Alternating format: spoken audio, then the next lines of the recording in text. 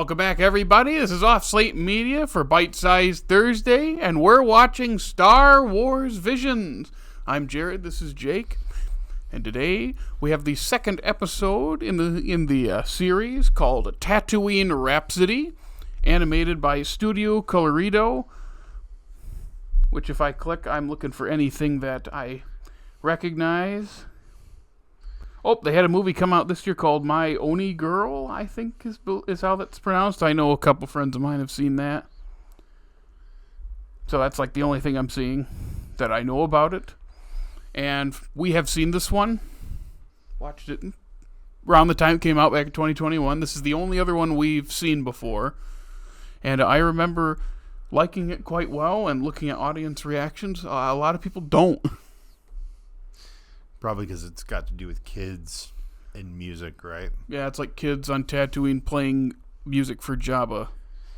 Well, I think that's totally because Star Wars fans just hate everything interesting. Yeah. For context, we're both very big music people as well, so... I would say you more than me, even. Really? How many instruments do you own? We're not going to have that conversation right now. Let's see. I don't know. Oh, when you were thinking about it earlier, you forgot my piano. That is a string instrument, yes. Yeah, we were going through string instruments. What I have is technically not a string instrument, but... Gotcha. But Tatooine Rhapsody, it's getting the band together. I'm looking at the English cast. Joseph Gordon-Levitt is there. Bobby Moynihan. Tamura Morrison playing Boba Fett. The others ones are Mark Thompson and Shelby Young, who I'm not familiar with offhand, but like we have three recognizable names right there before that. And yeah, I'm excited to see it again, because again, the last familiar thing for us before it's completely new. But you said you don't remember this one like at all. Gotcha. Well, I say let's get into it. All right. Let's take a bite.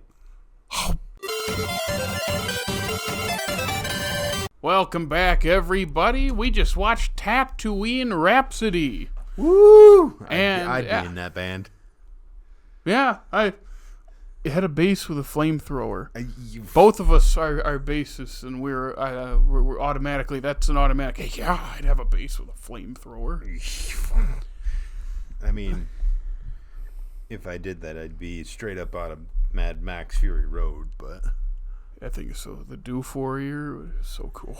It's not a bass either, it's a guitar, but it's still sick. It's so cool. Yeah, anyway. I don't know why people hate this. I think it's just because Star Wars fans can be the worst and are often the worst, and they just enough of his Jedi backstory.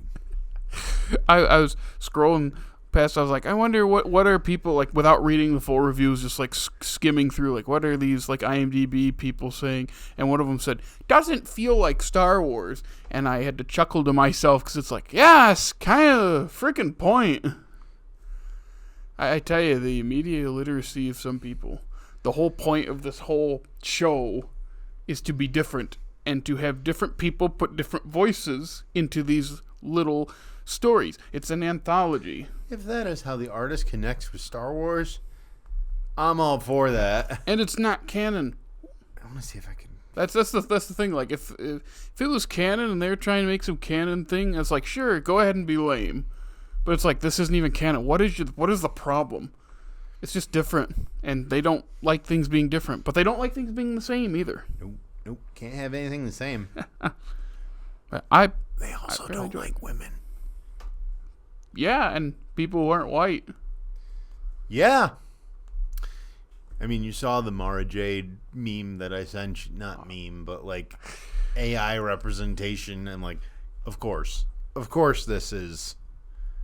what this yeah, but hey, this is a white guy. Yeah, this is a white guy. Why don't they like this better? White guy is the main character. You know, it escapes Order 66 as a kid, joins a band. It's Jabba the Hutt's so I got relative. Why not? They play a show before he's gonna get executed. Like, it's fun. I like the music. Oh yeah, I love that song. It doesn't mean anything, and it's wonderful. What is it? We are okay. Let yourself go. Be free. We are okay. No, it's not. That We one. are okay. It's you are okay. You are okay. And it's like, yeah, it's a nothing song, and I love it. I love it so much. But also, it's the style of music that was around when I was a youngin' and you were in high school, like that era. Yeah. It feels very early 2000s pop punk. Oh yeah. And I fully expect that it's a millennial that made this. yeah, and Joseph Gordon-Levitt has been, what is it? What is the name of his music thing? Oh, hit the record button? Yeah, is that what it's called? Yeah, so I know he's been into... It might just be hit record, something like that. Yeah, I know he's been big into his music stuff the last decade or so, which is why we haven't seen him in as much. And, yeah, I mean, that's got to be him singing. You'd think. I would believe it. Yeah. And how is it that the man is like 40-something?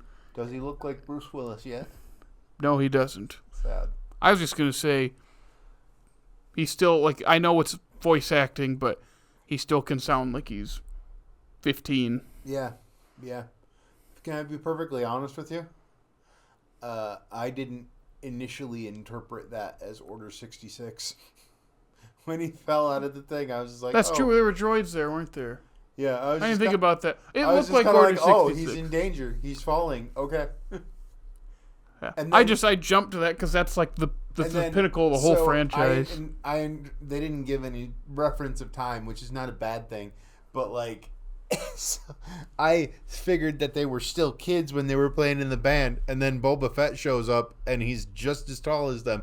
Like, oh, that's weird. And then it's Boba Fett's the guy that plays Boba Fett. It's his voice, Tamura Morrison. Like, oh, so like they're adults. That's okay. It's just the animation style, and I do love how Tamura Morrison has been more involved with stuff. Yes, I was going to ask you like what's an anime that it reminds you of? Furikuri. Doesn't go as hard. No, I don't think Disney would let them go as hard. Yeah, but I was thinking about Tamura Morrison. I love how he has been brought back into the Star Wars universe in the last couple years. Like that's cool. I mean, all the clones have been modeled after his look and voice, of course, but it wasn't him voicing them in like the shows. So it's nice to see him. As much as that miniseries wasn't very good, Book of Boba Fett. Oh yeah. It's nice to see him. I think in the role. I like Tamura Morrison. Yeah. So, yeah, and I'm trying to think if there's another anime it was reminding me of, but I couldn't put my finger on it. You've seen like quadruple the anime or more than I have ever seen. So I was wondering if there are any other similarities you saw in like art style and how it works. Could you think of any correlations? Art style and how it works? Yeah, any others come to mind? I know it could be just basic anime, but I'm just wondering if something come to your mind other than Fooly. So, it's a trope in anime to like hide things, that the key details that they're talking about. So one of them is when he says, "My name is," and then something interrupts him, or it's loud noises or whatever. Like that is a very anime thing. Obviously bright colors. It's clearly like I didn't think it at the first time we watched it that I can remember, but it's clearly very furikuri oriented. Very.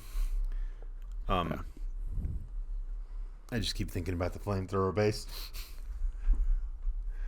Could we build that? If we did, we might get in trouble. Is it illegal to build a flamethrower? I don't know, but I would imagine so. Okay. I'm not sure. You think I know how to do that? I think you could figure it out. You once No. You once lit an empty box of movies on fire with gasoline. What does that have to do with building something? I just lit something on fire. That's more experience with a flamethrower than I have. You've never lit something on fire? Not really. You never lit a campfire? Never?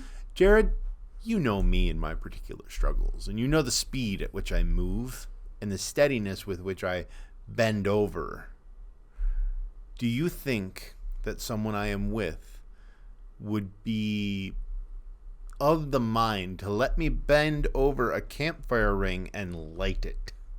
I feel like inside there's a pyromaniac, and you found one of those big ones, those big blow torches, and you lit like a wadded piece of paper fire and just chucked it into the fire. I did not. With everyone with their back turned, and then all of a sudden, my dad, and then they all jump out of the way. My dad wouldn't even let me light fires in the fireplace in our house. I was allowed to stack the wood. I was allowed to crinkle up the newspapers, but I was not allowed to light the thing. Gotcha. Well, if it makes you feel better, that box I lit in fire is about the only fire I've ever lit, because none of them ever take. Also, because the wind blows it out. Also, it kind of exploded and knocked you backwards, which was funny.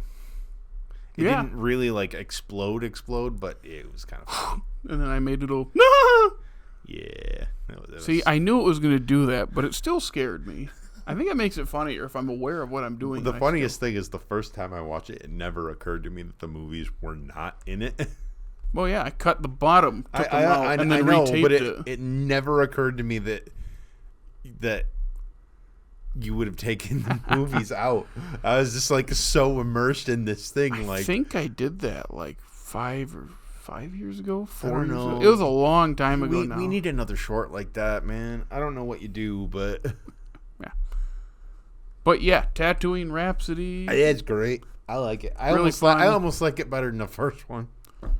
Two completely different things, and if going forward, if that's what we got, I'm ready for it. You want to talk about tonal whiplash? There you go. Well, it started in the same vein of this is pretty serious, and then he falls, and it just cuts to him meeting up with meeting Guy, and then it just cuts to later, and they're playing a pop punk song. I was like, oh man, that is tonal whiplash. I'm here for it though, because of the flamethrower, of course. Yeah, and the kick-ass song. Yeah. Yep, Studio Colorido, as I said before, once or twice. Did that? Good job on that. Not known by us, but are they a pretty well-known studio? Because I don't remember.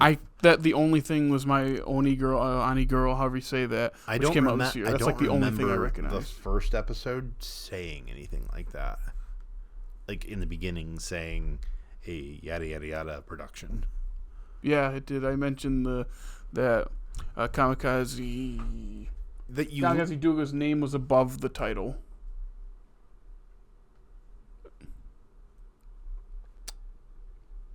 I don't remember that. Yep. And then this one wasn't as prominent about the studio as that one, but still, looked good. I liked it. Anything else? No, I'm good. Alrighty.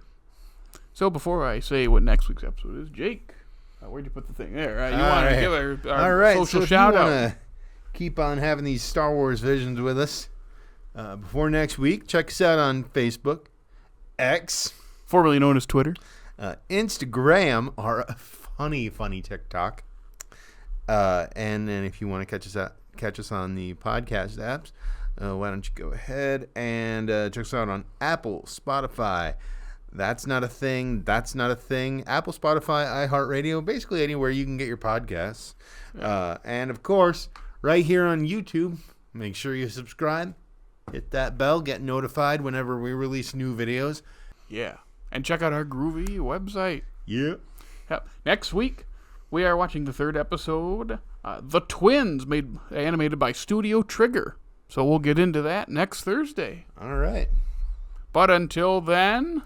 Take a bite.